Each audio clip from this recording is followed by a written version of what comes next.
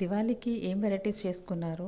మా ఇంట్లో అయితే మార్నింగ్ నుంచి ఈవినింగ్ వరకు వెరీ స్పెషల్ ఐటమ్స్ అయితే అన్నీ చేసుకున్నాము. సో మార్నింగ్ లంచ్ కోసం వెజ్ పులావ్, మనం రెగ్యులర్గా వెజ్ పులావ్ ఎలా చేసుకుంటాం అలానే, కాకపోతే 1 గ్లాస్ రైస్కి 2 గ్లాస్ వాటర్ తీసుకుంటాం కదా. సో ఇక్కడ మనం 1 గ్లాస్ కోకోనట్ మిల్క్ అలాగే 1 గ్లాస్ వాటర్ తీసుకోవాలి. కొంచెం పసుపు వేసుకుంటే కలర్ మనకి కొబ్బరి అన్నంలా వస్తుంది. అండ్ దాని కాంబినేషన్ అయితే పొటాటో కర్రీ కూడా చేసుకున్నాము.